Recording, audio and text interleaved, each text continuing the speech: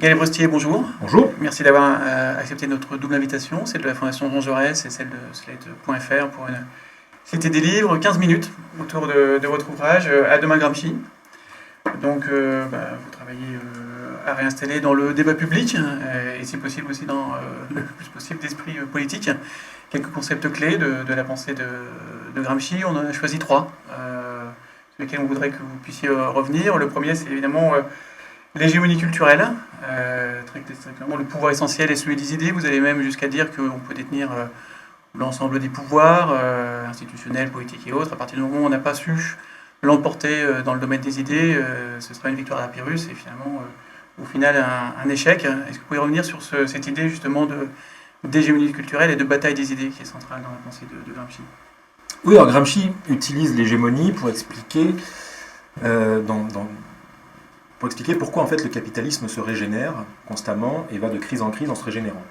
Il y a 2 manières pour le capitalisme de s'imposer, et pour tous les autres systèmes politiques en fait, et économiques. C'est d'une part la coercition, et d'autre part le consentement.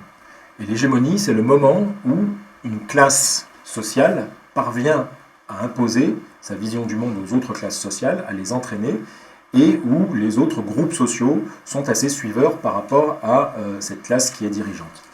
Donc c'est à ce moment-là que l'hégémonie s'installe. C'est le moment où donc la vision du monde, déterminée par ceux qui sont les intellectuels de cette classe sociale-là, est partagée par l'immense majorité, sinon la totalité de la population d'un pays. Évidemment, ce n'est pas un concept on avait fait le reproche récemment en me disant que l'hégémonie est un concept totalitaire. C'est absolument pas le cas chez Gramsci, qui reprend le terme d'hégémonie. C'est vrai aux bolcheviks et à Lénine. Lénine parlant d'hégémoniser la paysannerie, mais dans le contexte léniniste, évidemment, de la guerre civile, on comprend ce que ça peut vouloir dire, dans une guerre de mouvement. Gramsci se situe dans la complexité des sociétés qu'il appelle occidentales, c'est-à-dire comme l'Italie, la France, qui sont des sociétés où la société civile est très importante, très puissante, où les sociétés sont complexes, et où il essaye de comprendre comment les institutions en place, et notamment les institutions démocratiques libérales des pays d'Europe occidentale, peuvent servir de cadre à l'apparition d'une hégémonie de la classe prolétarienne. Voilà, c'est ça. L'hégémonie, ça a tout à voir avec la question du consentement d'une population et le moment où le groupe social que Gramsci entend, au nom duquel il entend parler, c'est-à-dire le prolétariat, va pouvoir imposer ou faire partager sa vision du monde au plus grand nombre et aux autres classes sociales. Peut-être juste pour compléter d'un mot, sur la gauche française en particulier, très, très directement, vous dites qu'elle a très clairement déserté la bataille des idées. Est-ce que vous pouvez là aussi revenir? Est-ce que c'est ancien? Est-ce que c'est soignable? Est-ce que des solutions existent? Alors, ce qui est très vrai avec la gauche française, c'est que depuis 1983, elle a une difficulté, et puis a fortiori après 1989, ces 2 pôles, c'est-à-dire la social-démocratie et la gauche radicale qui succède au camp communiste, ont une difficulté à se réinventer face au bouleversement du monde. C'est un phénomène ancien qui a eu dans les années 70 avec un ordre social beaucoup plus complexe, un monde du travail de plus en plus complexe, et donc la social-démocratie a été obligée de se réinventer, la gauche radicale également, et elles l'ont fait de manière moins aboutie que les droites. C'est-à-dire qu'à un moment donné, elles avaient, ces 2 gauches-là, pour aller à l'essentiel, profité des 30 Glorieuses.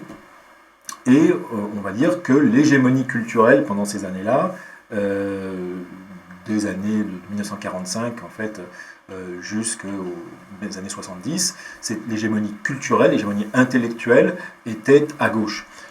Il en est tout autrement à partir de cette période-là, où en fait tout le système économique et le consensus allant avec, qui avait été créé pendant les 30 Glorieuses, se fissure, et on voit apparaître de nouvelles idéologies, le néolibéralisme, le thatchérisme, le reaganisme dans certains pays. En France, la situation est beaucoup plus complexe parce qu'on a une gauche qui arrive presque à contre-temps dans le monde occidental au pouvoir en 1981, alors que tout le monde se dote de chefs, de leaders néolibéraux la France se donne un président socialiste. Et à cette période-là, en fait, on passe, la grande difficulté, c'est de passer de la transition au socialisme, qui était l'objet central du programme commun et du projet socialiste pour la France, à un grand point d'interrogation. C'est là où apparaît le pari pascalien de François Mitterrand, qui est l'Europe. Alors oui, effectivement, la gauche a perdu l'hégémonie culturelle parce que l'explication du monde donnée par les droites, au sens large, fait en général plus écho, pour des raisons qui sont complexes, dans la tête des citoyens, et notamment des classes populaires qui ont longtemps porté les forces de gauche. Et à ce moment-là, les gauches social-démocrates ou radicales parviennent moins à imprimer en fait, dans la population leur vision du monde. Et on voit très très bien aujourd'hui, de manière paroxystique, ce que dans les mondes ouvriers, la vision du monde lepéniste peut susciter d'adhésion, et à quel point, dans le nord-est de la France, par exemple, que ce soit le Front de gauche ou le Parti socialiste, sont en très grande difficulté pour continuer d'exister, ne serait-ce qu'électoralement, dans les assemblées départementales ou régionales. Donc on voit très très bien la difficulté de la gauche. Ça a tout à voir avec l'évolution du capitalisme, ça a à voir avec l'évolution économique de nos sociétés, et l'explication du monde, le projet politique, la vision du monde qui doit y répondre, ne parvient pas à convaincre un nombre suffisant de concitoyens aujourd'hui. Je vais rebondir là-dessus parce que vous utilisez une autre notion gramscienne qui est celle de sens commun, qui désigne l'univers des idées et des images qui sont acceptées par la masse, comme vous l'écrivez, et du récit en gros qu'elle se fait de la société pour l'appréhender et la comprendre. Alors j'aimerais que vous nous donniez quelques exemples de l'état de ce sens commun aujourd'hui dans la société française, et ce que ça révèle de la difficulté de la gauche à imprimer, à conserver cette hégémonie. Oui, les exemples sont à foison. On peut parler de la question de l'assistanat, par exemple. C'est-à-dire que on a très bien vu comment,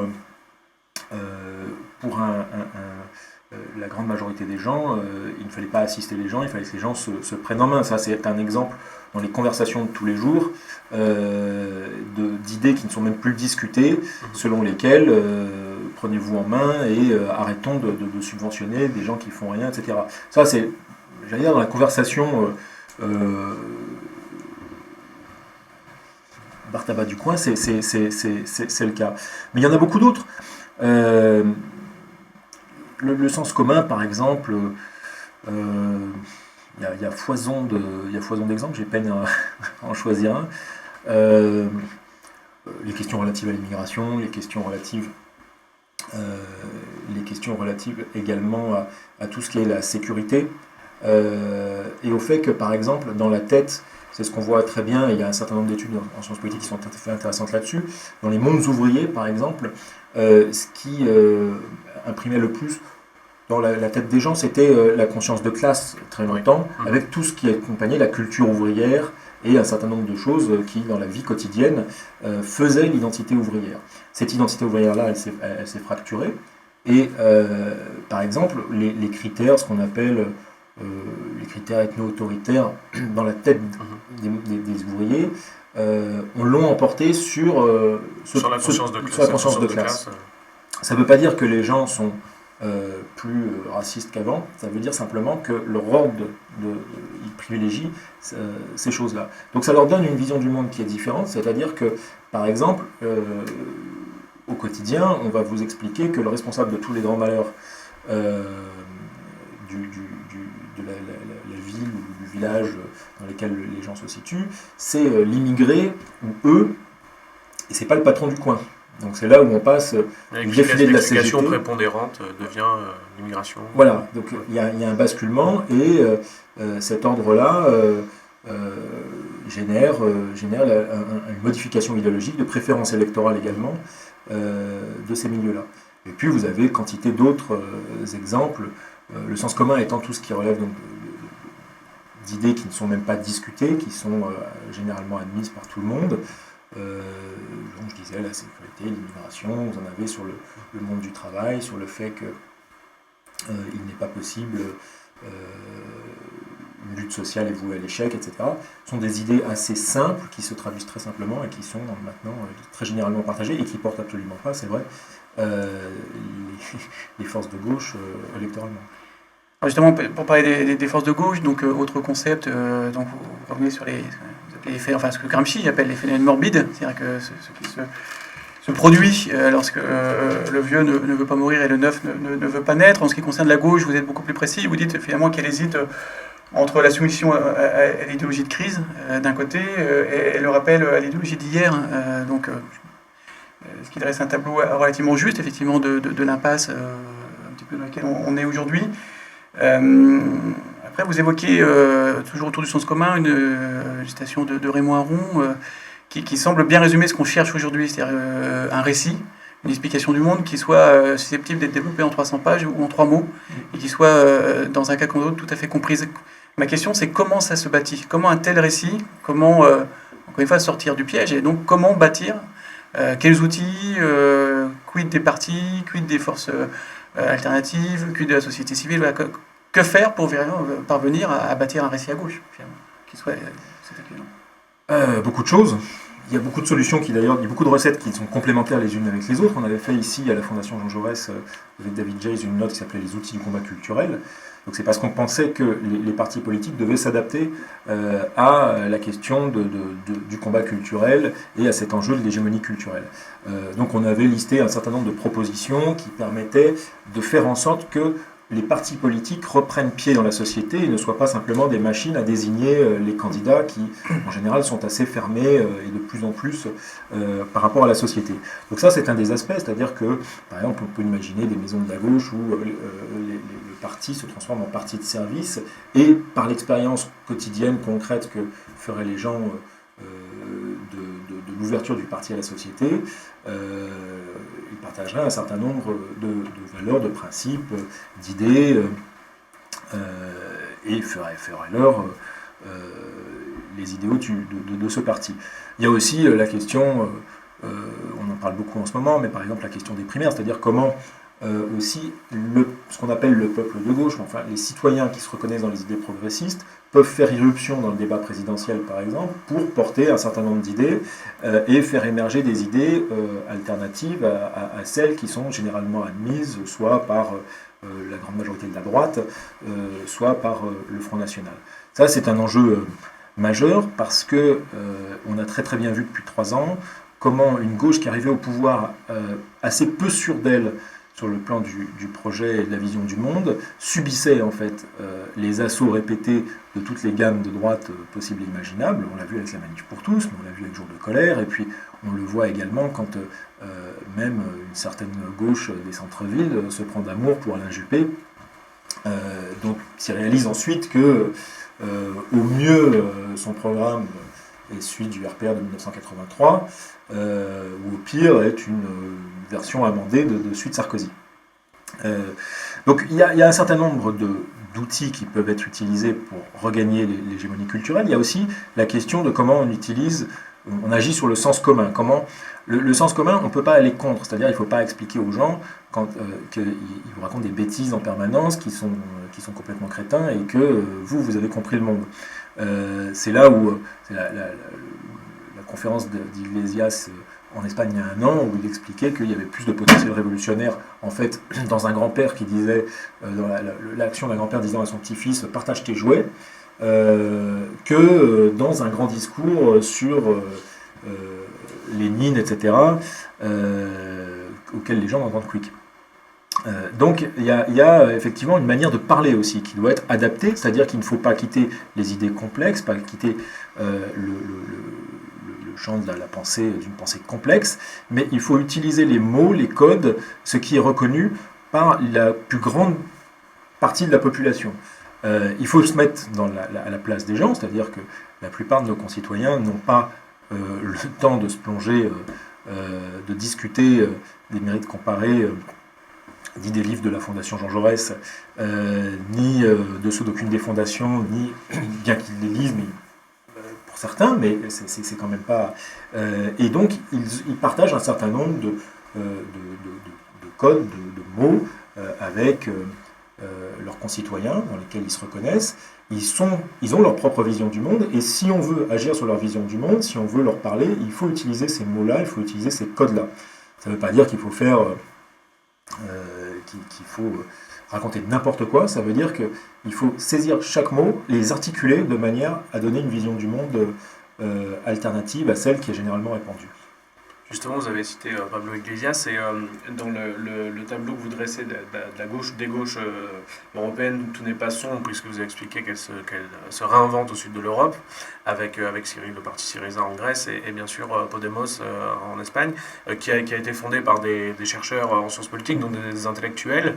Et est-ce que c'est important pour vous? Est-ce que c'est le signe que ce sont des gens qui ont lu et peut-être appliqué Gramsci et est-ce que ça peut être une piste pour la manière de construire un projet cohérent à gauche qui soit, comme vous disiez, plus en accord avec le sens commun?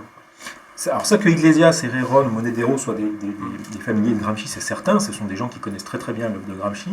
Ils ont aussi la conscience que, comme avec Gramsci, cette volonté en fait d'unifier ceux qui exercent la fonction d'intellectuel et la grande majorité du peuple, des classes populaires. Donc ça, c'est l'obsession d'Iglesias, c'est comment on essaye non pas de faire une gauche de la gauche à 15% en Espagne, mais comment on essaye d'imposer un parti qui conquiert la centralité, c'est-à-dire qui définisse les sujets autour desquels tourne le débat public en Espagne.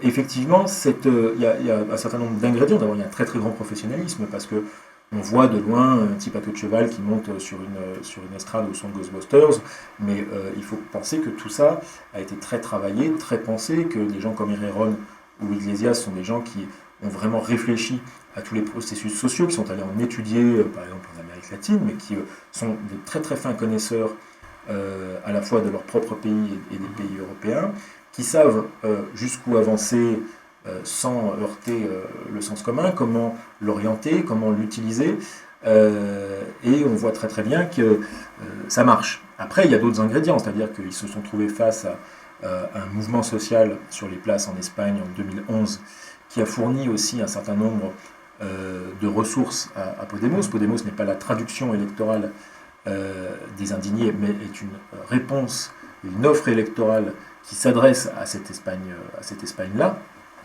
qui a remis en question la gouvernance des deux grands partis espagnols. Et puis, il y a le fait qui est lié au premier, le fait que la crise a atteint une intensité telle que la société espagnole a souffert, et qu'elle a d'autant plus souffert que, en plus, les deux grands partis ont modifié la Constitution, j'allais dire, en rupture avec ce qui avait été la tradition depuis 1978, c'est-à-dire en ne se préoccupant pas beaucoup ni des petits partis régionalistes, ni de l'Espagne qui n'était pas forcément représentée par le PP ou PSOE. Donc les ingrédients sont multiples. On peut dire quand même qu'à la fois cette capacité à saisir la très très grande complexité du monde, à être vraiment des intellectuels au sens le plus complet du terme, et en même temps des gens qui sont très soucieux d'être audibles, d'être compris de la plus grande masse, avec un travail de terrain très très important par les cercles de Podemos, etc. Oui, on a un mouvement politique qui est intéressant, qui est né dans un contexte espagnol, mais les questions stratégiques que posent Herrero, Iglesias, Monedero sont des questions qui peuvent être discutées, confrontées à la réalité des autres sociétés européennes, et qui sont des questions tout à fait intéressantes. Et Roustier, merci. Merci. Merci beaucoup.